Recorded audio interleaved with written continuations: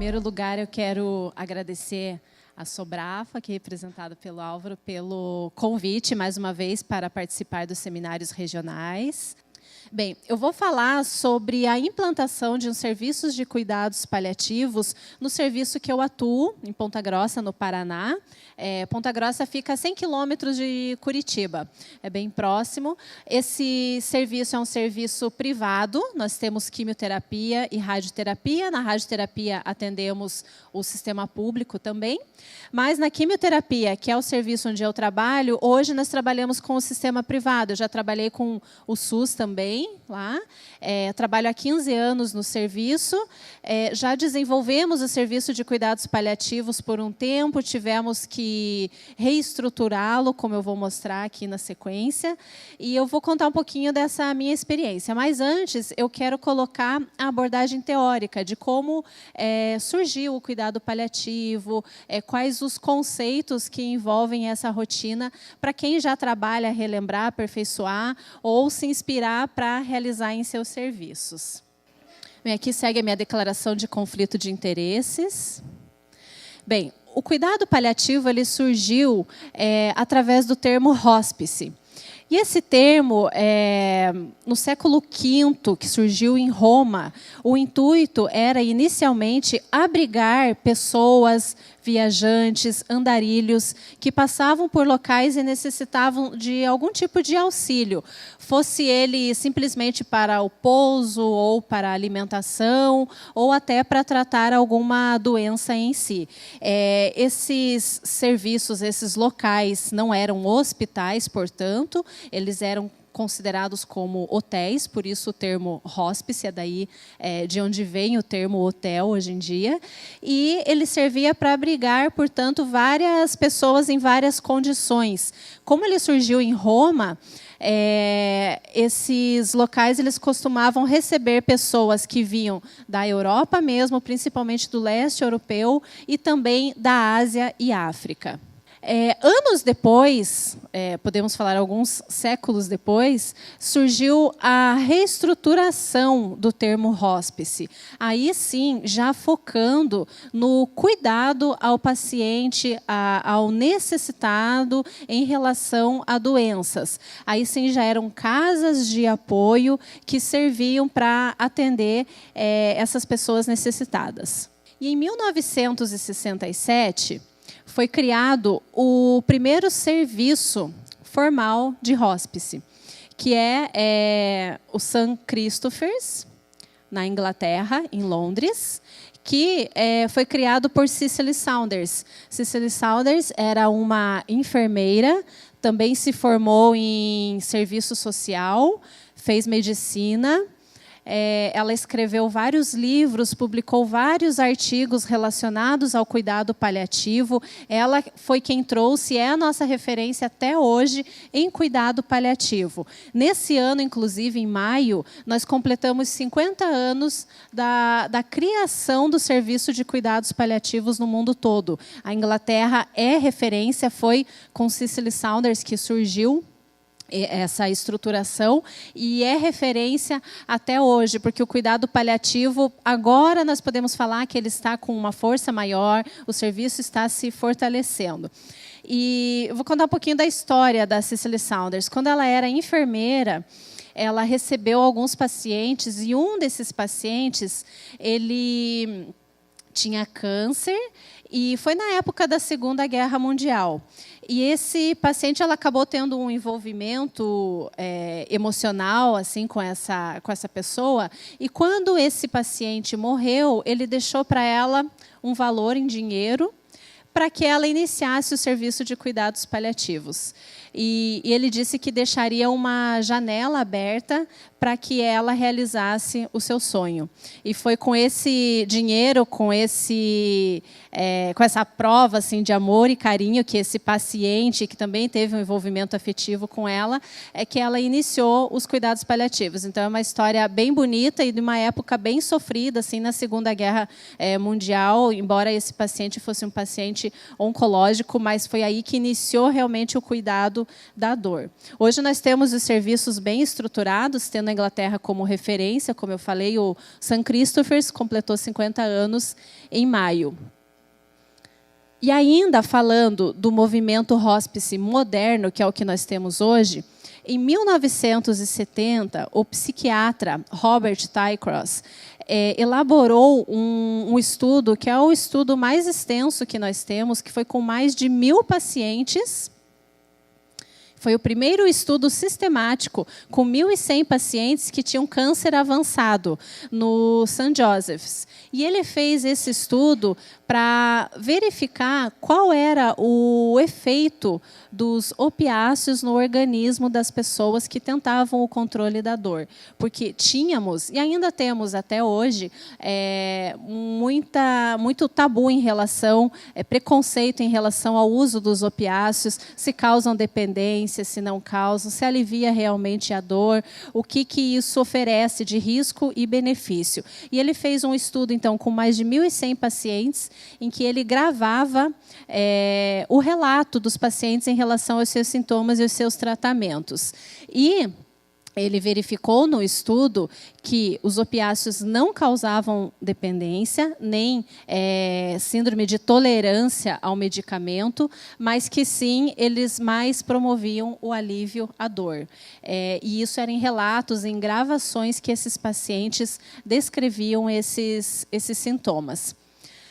E, em seguida, esse tratamento com os opiáceos, isso de forma regular, como nós fazemos hoje, orientamos os nossos pacientes. Eles devem tomar o opiáceo de maneira contínua, de 6 em 6 horas, ou de 4 em 4 horas. E, naquela época, não era oferecido o medicamento, a posologia não era realizada dessa maneira. Nesse estudo dele, foi comprovado que o medicamento dado continuamente ao paciente nesse tratamento, ele causava o alívio da dor e não essa dependência. Então, com esse estudo, nós tivemos a referência que os opiáceos, de maneira contínua, promoviam o alívio da dor.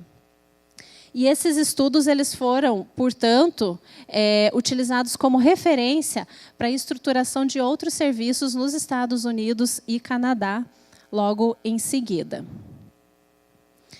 O cuidado paliativo, portanto, o movimento hospice, ele consiste em fazer o cuidado no final da vida, tendo a participação de profissionais de saúde e voluntários, oferecendo suporte médico, psicossocial e espiritual, e com o objetivo de trazer paz, conforto, dignidade e suporte familiar. O conceito que nós temos de cuidados paliativos, nós tivemos o primeiro em 1990, e em seguida foi atualizado pela Organização Mundial de Saúde em 2002, dizendo que o cuidado paliativo é uma abordagem que promove qualidade de vida de pacientes e seus familiares, que enfrentam doenças que ameaçam continuidade da vida através da prevenção e alívio do sofrimento. Requer identificação precoce, avaliação e tratamento da dor e outros problemas de natureza física, psicossocial e espiritual. Portanto, o que é muito importante e que nós temos de referência em cuidados paliativos é esse gráfico, mostrando que o cuidado paliativo ele é feito desde o diagnóstico da doença, quando o paciente está tratando a sua doença, no período da morte e ainda no período do luto. Então, o cuidado paliativo ele tem todas essas abordagens. Não é como muitas pessoas, muitos profissionais ainda pensam, e familiares, que nos últimos momentos de vida. Não, é desde o diagnóstico do paciente, para que ele tenha um tratamento integral em relação à sua doença. Então, comparando os conceitos que nós tínhamos na Organização Mundial de Saúde com os conceitos atuais, nós podemos dizer que não temos mais protocolos, mas temos princípios de tratamentos. Não falamos mais em terminalidade, mas sim em doença que ameaça a vida. A partir do momento que a doença ameaça a vida, esse paciente já pode receber o tratamento dentro do cuidado paliativo. Não fazemos mais cuidado no fim da vida, e sim desde o diagnóstico. Não tratamos o paciente que está em cuidado paliativo como impossibilidade de cura, mas sim, ele está fazendo um tratamento modificador de doença. E, por fim, não é mais concluído que esse paciente ele tem ausência de esperança e integralidade. É muito valorizado a parte espiritual do paciente, muito respeitada a questão da fé, da crença, não especificamente religiosidade, mas da fé e da crença, e o momento do luto, que é muito importante para o familiar. Os níveis de atuação do cuidados paliativos, nós temos 3 níveis. Os cuidados... Deixa eu voltar aqui. O cuidado paliativo ele não é limitado a um único cenário. Então, nós temos 3 níveis. O primeiro nível ele tem abordagem com um profissional capacitado e qualificado para atuar em cuidado paliativo. O segundo nível ele é feito através de cuidados gerais, por profissionais já na atenção primária e que têm conhecimento básico em cuidado paliativo. E o terceiro nível é feito com cuidados específicos por equipes especializadas em cuidado paliativo, ou seja, profissionais como nós que atuamos já em cuidados paliativos. Deixa eu aproveitar que eu esqueci. Quem daqui é farmacêutico? Levanta a mão. Maioria. Enfermeiros temos também? Todos atuam já em oncologia? Quem não atua em oncologia? Ok. Mas, normalmente, nós temos profissionais que atuam em outras áreas e que acabam, por vezes, recebendo o paciente oncológico, tendo que dar atenção, ou até nos próprios centros de atenção primária, a gente também recebe esses pacientes. E nós temos que procurar envolver esses profissionais de uma maneira ou de outra, para que possamos dar essa atenção primária e encaminhar o paciente aos cuidados especializados. O cuidado paliativo ele é tão importante que ele atinge mais de 20 milhões de pessoas por ano no seu último ano de vida. E esse número ele é representado por adultos. Quase 70% das pessoas representado por adultos, e no último ano de vida, essas pessoas irão precisar do cuidado paliativo. Na sua maioria, um pouquinho mais da metade, 52%, dos pacientes são representados por homens que necessitam do cuidado paliativo no seu último ano de vida. E a importância disso para nós que trabalhamos ou que temos interesse de se inserir na oncologia, a importância é que o câncer ele é a segunda doença que necessita de cuidado paliativo, sendo superado apenas pelas doenças cardiovasculares. Então, a nossa área abrange muito o cuidado paliativo e o serviço, estando ou não estruturado, de alguma maneira os pacientes chegarão até nós. Porém, nós temos muitas barreiras, seja no sistema privado ou no sistema público, isso acaba acontecendo mesmo. E aí eu vou expor aqui alguns dos motivos. Bem, das barreiras nós temos as políticas, educacionais, psicossociais, culturais e financeiras e de acesso a medicamentos.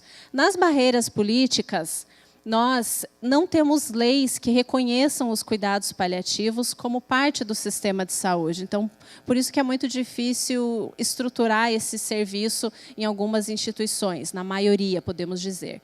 Normas para a descrição dos cuidados paliativos, também não temos normas relacionadas. Reconhecimento do cuidado paliativo como especialidade médica.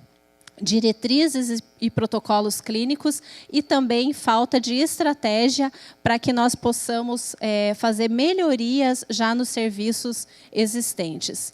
Das barreiras educacionais, faltam capacitações aos profissionais que atuam em oncologia ou na atenção primária ou no ambiente hospitalar, mas que não sejam na área específica. E não temos a formação especializada em cuidado paliativo para a gestão dos sintomas dessa doença. Das barreiras psicossociais, culturais e financeiras, nós temos que a crença de fim de vida e associação com a morte é uma barreira muito importante. Por isso que muitas vezes é difícil inserir o paciente no cuidado paliativo, porque aí ele já tem aquilo como uma sentença de morte, que ele não tem mais tratamento, que ele não pode ter qualidade de vida, aquilo já afeta o estado psicológico dele e da família. Então, essa crença é uma barreira muito importante para que o paciente inicie o cuidado paliativo. O pouco envolvimento social, os profissionais, familiares e cuidadores normalmente também sentem dificuldade em acompanhar esses pacientes, porque é uma situação muito triste, que causa muito impacto, nem todos estão preparados para isso, então há uma pouca participação, envolvimento social nisso. As informações são limitadas sobre diagnóstico e prognóstico, e ainda custo do tratamento. Tem custo esse tratamento? Qual é o impacto na minha instituição? Nós não temos muitos desses dados para poder expor nos nossos serviços. E acesso aos medicamentos. Nós temos barreiras para distribuição de medicamentos no controle da dor, gestão de prescrição, distribuição, dispensação e administração, limitação das formas farmacêuticas disponíveis e o desabastecimento, que é conhecido de todos nós aqui. A distribuição de medicamentos no controle da dor, de acordo com o último relatório da OMS, ele é mais do que suficiente para as quantidades distribuídas no mundo todo. Porém, essa distribuição ela não é feita de maneira igualitária. Em países que são mais pobres, que necessitam mais e que têm uma população maior, essa distribuição é deficiente. Então, por isso que muitos pacientes acabam sofrendo também nesse controle da dor. Em relação ao custo-efetividade, então, qual é o impacto financeiro? Eu posso realizar esse serviço? Quais dados nós temos em relação a isso? No cuidado paliativo domiciliar, hospital-dia versus o cuidado hospitalar. Bem, de alguns estudos, de acordo com a Organização Mundial de Saúde, dado do Global Atlas de 2014, nós temos, sim, no cuidado paliativo, redução de custos, se ele for domiciliar ou hospital-dia, qualidade de vida igual ou superior em relação ao cuidado hospitalar, e o único porém aqui é que nós temos estudos, poucos estudos, somente em países desenvolvidos. Mais um estudo que é bem interessante, que foi publicado em 2016, é bem recente esse estudo, nos Estados Unidos, mostra que 67% dos hospitais nos Estados Unidos, que tem mais do que 50 leitos, apresentam o serviço de cuidado paliativo. Nos hospitais que têm acima de 300 leitos, mais de 90% deles também têm o serviço de cuidados paliativos. E o mais interessante, esses serviços eles estão mais disponíveis em hospitais públicos e sem fins lucrativos. E aí nós temos um estudo bem amplo que foi feito nas regiões norte-americanas e que mostram que, em 98, nós tínhamos apenas 15% de serviços de cuidados paliativos nos hospitais e ambientes clínicas, né, ambulatoriais. Em 2008, 53% desses serviços tinham cuidados paliativos. E, em 2014, 67%. Ou seja, é um serviço, uma prestação de serviço que está crescendo muito, mas principalmente a gente vê isso nos países desenvolvidos. Nesse gráfico desse estudo, a gente pode ver essa barra vermelha aqui mostrando o ano de 1998, e azul 2014. Então, ao longo dos anos e nas regiões norte-americanas, esses serviços foram aumentando, então de 15% a 67%. Então, nesse período, nós tivemos mais de 50% de aumento dos serviços de cuidados paliativos nos Estados Unidos. E um dado que saiu na Inglaterra, que é a região que é referência em cuidado paliativo, mostrou, é um dado assim, um tanto quanto estranho, né, da gente falar, mas apontou que o Reino Unido é o melhor lugar para se morrer. E isso por quê? Porque eles têm uma estruturação de serviços, com todo o apoio, acho que principalmente psicológico, social e familiar, que é o que importa nesse momento para o paciente.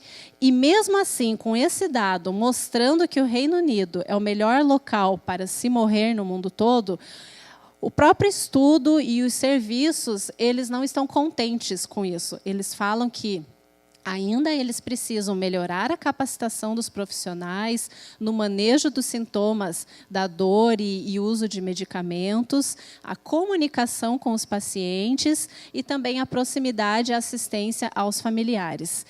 Então, são 3 pontos fundamentais que, mesmo o local mais referenciado, ainda aponta como necessidade ou como oportunidade de melhoria. Em 2007, no Manual da Organização Mundial de Saúde, eles apontam que os 3 passos para estruturar um serviço de cuidado paliativo é colocar essas questões. Onde estamos agora? Aonde queremos chegar? E como chegaremos lá? No Brasil, de acordo com a Academia Nacional de Cuidados Paliativos, nós temos que falta regularização da atividade, há um desconhecimento e preconceito em relação a esse serviço, há poucos serviços e pouca capacitação profissional, e a graduação médica é deficiente. Tanto que os médicos, a maioria dos médicos que nós temos, eles se especializam fora do país. Na minha instituição, eu tive 2 médicos, um está na Inglaterra e foi para a Holanda, e outra médica que está lá também. Alguns serviços nós temos, como o INCA, que é referência, em Florianópolis, Santa Catarina, também. Temos alguns serviços, sim, mas são muito poucos se comparados aos serviços fora do país. Então, o que nós precisaríamos para melhorar o serviço de cuidados paliativos? A regularização profissional. Por quê?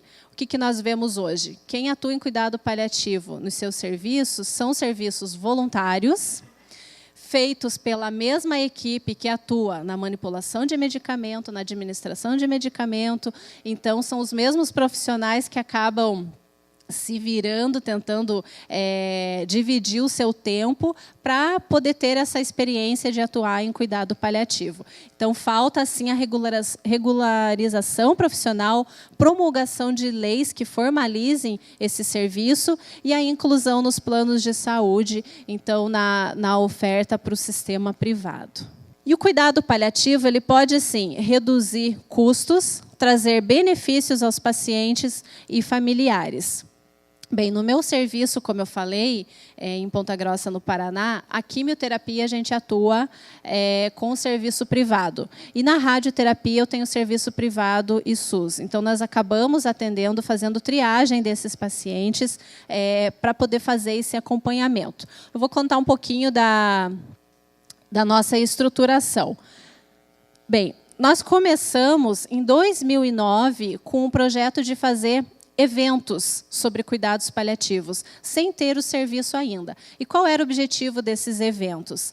Era divulgar a necessidade de apoio, de cuidado paliativo aos pacientes, quando a gente atuava em SUS ainda, aos pacientes que se dirigiam às unidades básicas de saúde, para retirar o medicamento para controle da dor, para fazer um curativo, para retirar um suplemento nutricional. Então, a ideia era levar essa orientação aos profissionais que trabalhavam em unidades básicas de saúde. Nós fazemos esse evento até hoje. Era anual, agora a gente faz a cada 2 anos. É um evento sem custo aos participantes e ele tem uma adesão muito boa. Em torno de 400 pessoas participam a cada evento e ele é voltado aos profissionais da oncologia, mas também aos profissionais que atuam nas unidades básicas de saúde, para que eles tenham contato conosco e tenham o conhecimento necessário, já que eles atuam no nível primário de cuidado paliativo. Aí, durante os anos, nós fomos fazendo alguns encontros de cuidados paliativos. Em 2012, nós iniciamos um projeto que até eu idealizei, depois que eu terminei o meu mestrado, que eu fazia um acompanhamento de conhecimento em relação ao cuidado com a saúde, em outra situação, era doenças oncológicas femininas, mas a gente adaptou um pouquinho esse projeto para fazer um cuidado domiciliar voluntário, formamos uma equipe na nossa instituição, e uma vez por semana, nós visitávamos os pacientes. Então, esse acompanhamento era feito em casa, com um formulário estruturado para pegar os dados dos pacientes, termo de aceite do paciente, só que era voltado aos pacientes SUS. E, nesse ano, a gente acabou não trabalhando mais com o SUS, foi a Santa Casa que assumiu. Então, tivemos um curto tempo assim, de experiência, mas foi uma experiência muito válida de acompanhar esses pacientes em cuidado paliativo domiciliar. Em 2013, então, a gente voltou a fazer os eventos, continuando com essa participação multiprofissional, regional. Então, não eram só os participantes da cidade, de outras cidades também. E em 2015, nós, portanto, reestruturamos o serviço de cuidados paliativos para fazer o acompanhamento ambulatorial. Então, nós queríamos continuar com o serviço, mas agora já com outro perfil. O nosso serviço de quimioterapia era privado, e nós fazemos o acompanhamento ambulatorial, porque o paciente SUS acaba ficando muito tempo internado ou em domicílio. Então, esse era um paciente que a gente queria acompanhar e seguindo os preceitos da Organização Mundial de Saúde, que fala que o paciente deve ser acompanhado desde o seu diagnóstico. Em 2016, então, foi o ano passado, nós estruturamos a equipe de acompanhamento multiprofissional ao paciente oncológico no controle da dor. E esse acompanhamento multiprofissional no controle da dor, ele foi baseado aqui no pensamento de Cicely Saunders, que fala que o cuidado paliativo não é uma alternativa de tratamento, e sim uma parte complementar e vital de todo o acompanhamento do paciente. Nós não conseguimos avaliar todos os nossos pacientes, mas como o serviço é pequeno e é privado, então o volume acaba sendo um pouco menor se comparado ao público, a gente consegue fazer uma triagem e acompanhar os pacientes em sua maioria, desde o seu diagnóstico, o que é importante, porque o paciente não tem aquela resposta de que ele tratou, agora não tem mais o que fazer, não tem um tratamento e ele vai para o cuidado paliativo. Desde quando ele entra na instituição, ele passa pela consulta de quimioterapia, que faz parte já do nosso serviço. A farmacêutica e a enfermeira fazem uma consulta a todos os pacientes que iniciam o protocolo e ali a gente já aborda esse controle da dor. Como é o controle da dor? Controle da dor total. Então, a gente explica que não é que o paciente vai ter dor, que a gente precisa de uma equipe para acompanhar, que muitas vezes eles se assustam com isso também. Então, é um serviço que oferece todo o apoio necessário e que, se ele precisar, a gente irá fazer o convite formalizado. Então, desde a entrada dele no serviço, ele já sabe que existe isso. E aí, quando ele é convidado, já não é um susto, já não é uma situação de impacto para esse paciente. Então, nessa nossa primeira fase, a gente estruturou o serviço fazendo um regimento. Esse regimento ele foi baseado nos conceitos do Total Pain. Total Pain, que significa a dor total, esse conceito foi criado pela Cicely Saunders e que envolve, esse aqui é o gráfico dela, que envolve, portanto, os sintomas sociais, psicossociais, os sintomas físicos, patológicos e espirituais. Então, o conceito do Total Pain é a dor total do paciente. Ele deve ser acompanhado em qualquer âmbito, qualquer problema que ele possua no decorrer da sua doença. Então, aqui no acrônimo de PAIN, inclusive, ele fala dos sintomas físicos, de ansiedade, depressão, os sintomas interpessoais, que o paciente se isola, que ele não quer ter um acompanhamento nem familiar, muitas vezes, e a negação em relação à doença. Nós criamos a equipe e demos um nome para ela, EMCD, que é a Equipe Multiprofissional do Controle da Dor. Essa equipe ela é constituída por 3 enfermeiras, 3 farmacêuticas, uma nutricionista, uma fisioterapeuta, uma psicóloga e uma médica. Aqui nós temos 3 enfermeiras e 3 farmacêuticas, porque como eu faço a coordenação do serviço, eu tenho essas profissionais, eu como farmacêutica, inclusive, a ideia era que todas participassem desse trabalho. Então, entra um paciente novo, uma enfermeira vai acompanhar e uma farmacêutica, até o final do tratamento dele. Entra um segundo paciente, é a outra farmacêutica e a outra enfermeira. As demais ali são as mesmas, né? Mas para farmacêuticas e enfermeiras, hoje eu tenho 4 enfermeiras, entrou mais uma. Então, todas participam, para que todas tenham esse acompanhamento e a gente acompanha esse paciente até o final. Então, não fica trocando de farmacêutica ou de enfermeira a cada consulta com esse paciente.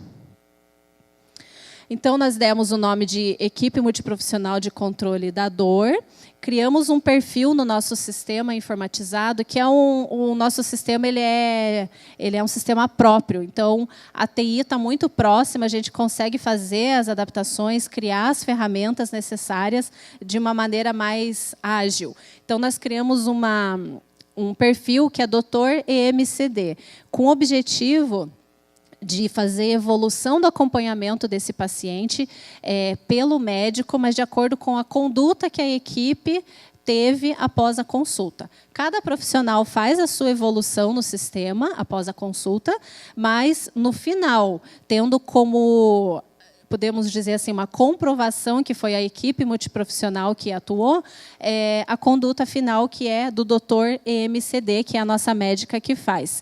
Temos um grupo eletrônico, né? O WhatsApp, lógico, não podia ficar fora dessa. Então, a gente criou um grupo para agendar as consultas, acompanhar os pacientes. Mais um grupo, né? Que tudo é virado em grupo hoje em dia. Então, tivemos o nosso grupo. Criamos um logotipo da nossa equipe multiprofissional do controle da dor, que é representada por uma borboleta azul. Essa borboleta ela foi inspirada em Elisabeth Kubler-Ross. Ela foi uma psiquiatra que até ela faleceu há pouco tempo, em 2007, e ela trabalhou muito com experiências quase morte. E ela teve derrames, ela teve muito sofrimento em relação ao seu tratamento, à sua doença, muita dor. E ela relatava que toda a transformação que o ser humano passa, ela comparava às fases da borboleta. Então, desde o seu casulo, todas as transformações que o ser humano também tem essas transformações desde o seu nascimento até a sua morte. Então, todo esse nascer, o viver e o morrer, ela compara o ser humano com a borboleta e é o símbolo internacional do cuidado paliativo. A Elisabeth Kubler-Ross, vocês talvez conheçam, ela é muito famosa porque foi ela que criou os 5 estágios do sofrimento. Isso é bem conhecido pelos psicólogos, inclusive, porque é todo a base para o tratamento, acompanhamento do luto. Então, os estágios são da negação, da raiva, da barganha, depressão e aceitação. Não especificamente nessa ordem, mas são os 5 estágios do luto e do sofrimento que ela criou. Esse é um artigo que eu trouxe só assim, para quem interessar, é um artigo do INCA, inclusive, de 2015, e que fala da simbologia e do cuidado paliativo em relação a todo esse conceito da morte, quase morte, o sofrimento e a simbologia, a comparação de Elisabeth Kubler com a borboleta. É um artigo bem interessante, porque fala de todos os conceitos, desde os conceitos greco-romanos, em relação ao sofrimento e ao luto. Bem, dos nossos objetivos, então, estruturando aqui o serviço, a gente queria identificar a presença da dor e o impacto na qualidade de vida dos pacientes, avaliar o controle da dor, promover qualidade de vida e oferecer as orientações profissionais aos pacientes e aos cuidadores. Incluímos os pacientes oncológicos que estavam em tratamento quimioterápico ou radioterápico e que pudessem se deslocar à instituição periodicamente. Claro, a gente também faz o acompanhamento a pacientes que já não conseguem mais se deslocar à instituição e estão em ambiente hospitalar.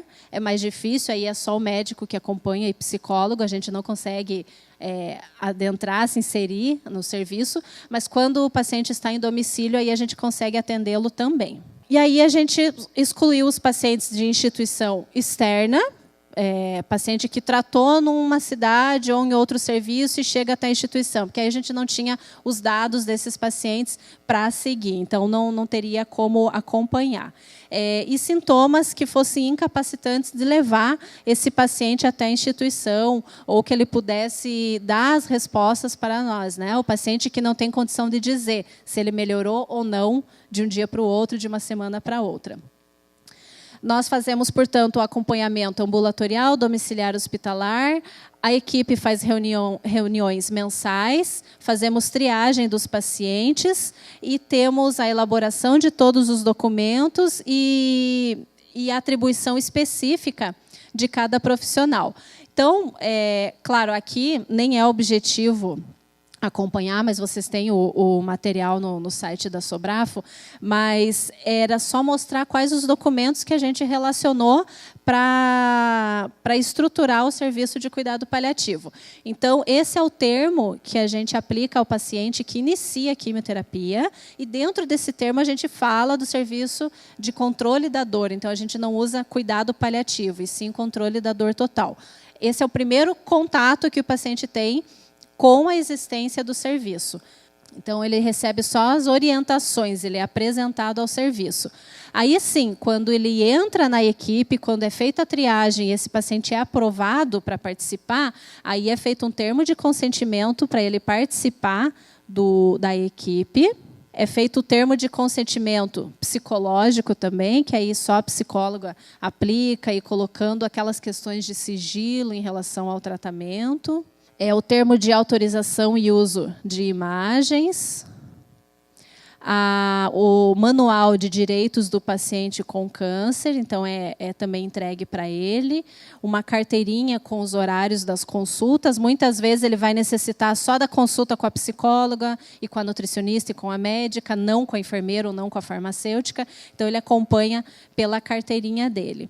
E aí, no controle da dor, cada profissional tem o seu formulário específico. Então, nós nos reunimos uma vez por semana com os pacientes, num consultório que nós temos na instituição, todos os profissionais ao mesmo tempo com esse paciente e com o familiar, se assim ele desejar, nem todos desejam.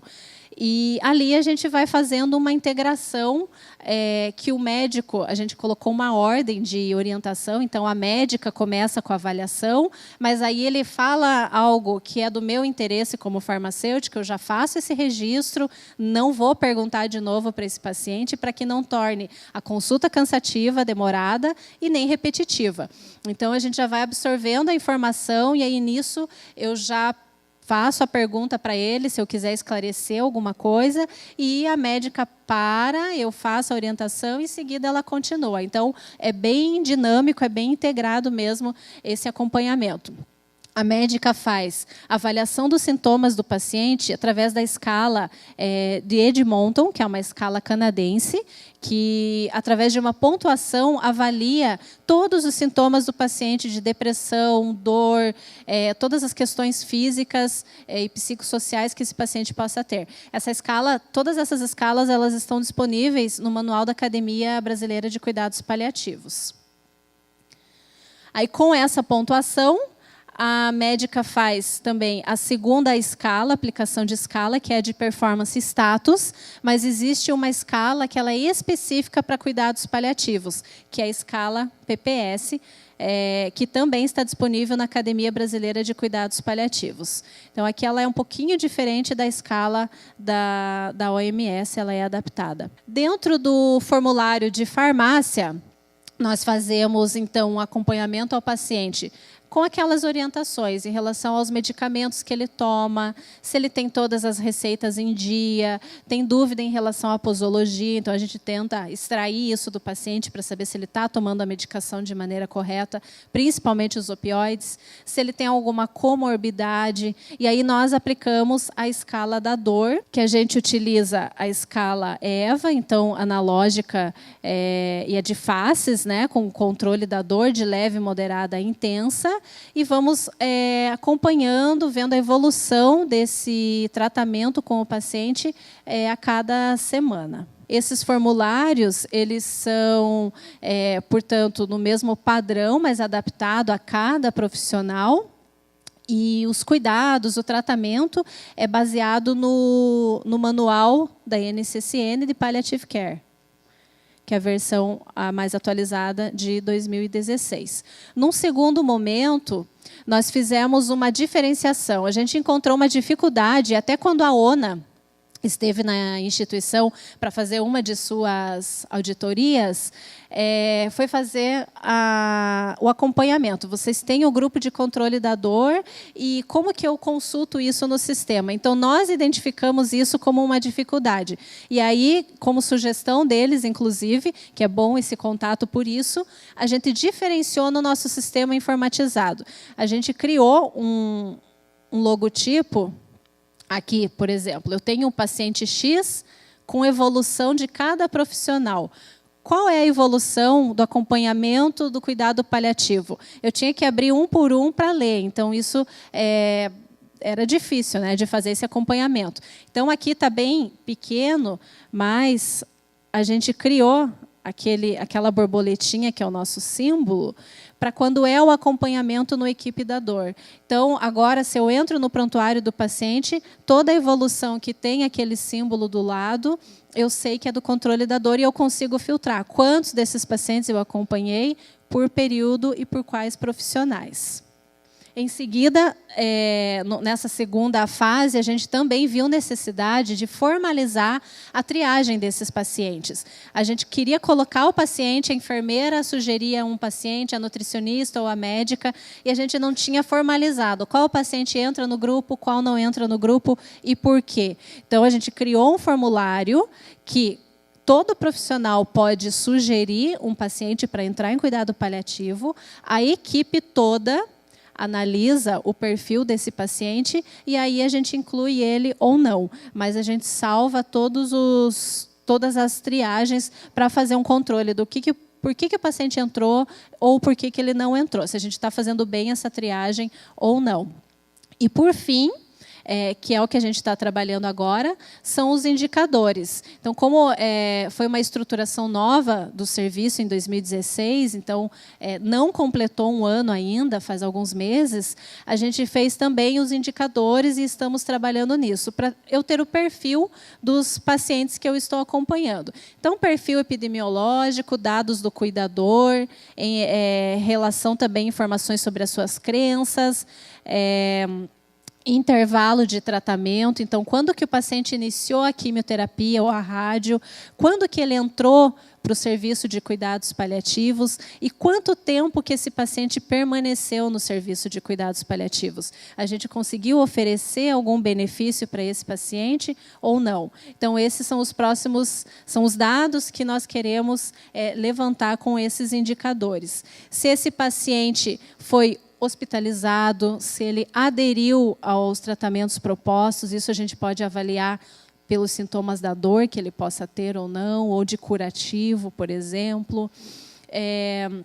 Quais eram os sintomas iniciais, se há necessidade do suporte familiar, diagnóstico do tumor primário ou metástase e a intervenção por profissional. Porque muitas vezes, já que a gente acompanha desde o início, alguns pacientes não precisam do acompanhamento de toda a equipe. Então, ele é direcionado só para a psicóloga. Normalmente, é mais a psicóloga que acompanha no início, né? Que é aquele impacto, a negação, problemas no convívio familiar. Então, a psicóloga acaba acompanhando muito. Quando esse paciente passa a ter alguns sintomas mais físicos mesmo, aí a equipe toda acaba entrando e acompanhando esse paciente em todos os seus sintomas. Então, as nossas perspectivas são manter esse gráfico da Organização Mundial de Saúde, que fala do acompanhamento do paciente desde o seu diagnóstico, em todo o período de doença e de morte, e agora é o acompanhamento que nós queremos fazer. Estamos estruturando, já estruturamos, ainda não tivemos nenhum familiar para acompanhar, mas que é o momento do luto, do pós-morte, acompanhar o familiar. Aqui é algo que é um pouco mais delicado, porque nem todo familiar quer esse acompanhamento. Muitas vezes ele não quer mais ir até a instituição, até o serviço, encontrar os profissionais, ter contato, ou muitas vezes ele precisa assim desse apoio e ele nos pede. Então, alguns pedem isso, eles querem fazer esse acompanhamento, talvez ter essa lembrança do seu familiar, já que ele era muito acompanhado, estava muito próximo da equipe. Então, a gente quer fazer esse acompanhamento com o familiar também. E, para isso, a gente utilizou, não adaptamos, seguimos na íntegra, a escala reduzida de Zarit. Essa é uma escala que também está disponível na Academia Nacional de Cuidados Paliativos, e é uma escala utilizada pelo profissional psicólogo com o objetivo de avaliar a sobrecarga do familiar no cuidado paliativo. O quanto o familiar está envolvido, o quanto ele está sobrecarregado, estressado em relação ao cuidado com o seu familiar, e que muitas vezes a gente consegue entender, mas que ele acaba interferindo de maneira negativa no cuidado com o próprio paciente, pedindo que ele melhore, pedindo que ele se esforce, e muitas vezes isso não é possível e acaba tendo atrito entre a própria família, né? E aí eles se isolam, se separam um do outro. Então, é necessário, por vezes, acompanhar e dar esse suporte para o familiar. Essa escala faz esse controle de sobrecarga ao cuidador, gera uma pontuação, leve, moderada ou grave, e aí ele pode ser acompanhado pela psicóloga também. Então, para concluir, o que nós temos no nosso fluxo do atendimento de cuidado paliativo, ou como nós chamamos no controle da dor total? É realizar a triagem dos nossos pacientes, analisar, aprovar ou não e arquivar essas triagens, agendar as consultas, que inicialmente são semanais, mas se o paciente está bem ou precisa só de um acompanhamento nutricional ou psicológico, ele passa a ser atendido a cada 15 dias, a cada 20 dias, uma vez por mês. Então, a gente altera essa periodicidade das consultas. Inicialmente, o acompanhamento é feito, portanto, semanal. Fazemos o registro informatizado e integrado de todos os membros que participam da equipe. Então, a gente faz a consulta, coleta os dados através dos formulários e, em seguida, cada profissional registra essas informações no sistema e todos têm acesso. Então, o que a farmacêutica, se ela já dispensou um medicamento para dor, se ela está acompanhando, se ela necessitou entrar em contato telefônico com o paciente dali 2 dias, dali 3 dias, se a enfermeira precisou fazer um curativo adicional, ir até o domicílio, ou se o paciente entrou em contato. Então, todos esses dados estão no sistema informatizado de maneira integrada. A conduta final é feita no perfil, como eu falei, que foi criado, o Dr. MCD, demonstrando assim que é o serviço da equipe multiprofissional, cada profissional dentro da sua especialidade, mas, por fim, atuando de maneira integrada. E aí, seguimos o ciclo com o agendamento das consultas a partir da 2ª ou 3ª consulta a esses pacientes. E aí, como mensagem final, aqui de Cicely Saunders, que ela tem muitos dizeres, inclusive, eu coloquei aqui que eu acho bem interessante. O sofrimento só é intolerável quando ninguém cuida. Então, quer dizer, por menor que seja esse cuidado, atenção, a gente pode tentar fazer no nosso serviço. Bem, lá nós fazemos com a mesma equipe, então não temos uma equipe exclusiva para isso. É um serviço voluntário, inclusive a nutricionista e psicóloga, que são terceirizadas, elas se dispuseram a reservar os horários de suas agendas para participar do serviço, porque elas queriam também ter essa experiência e participar disso. Então, é legal que a gente teve o apoio delas. E as enfermeiras e as farmacêuticas são as que trabalham no serviço mesmo, e a gente alterna só os horários, uma cobre o serviço da outra, enquanto uma de nós está nas consultas. A gente agenda em torno de 3 pacientes por semana, é o máximo, para que isso também não interfira nas rotinas diárias. A consulta primeira dura em torno de 1 hora, e as subsequentes em torno de 30 minutos. Então, a gente não tenta agendar 3 pacientes novos numa mesma semana, porque isso acaba levando a tarde toda. Então, é sempre um paciente novo, 2 em acompanhamento. Então, com isso, a gente consegue levar e todas poderem acompanhar os pacientes. Deixo aqui o meu e-mail de contato. Se alguém quiser fazer alguma pergunta, alguma observação, eu estou à disposição. Muito obrigada novamente.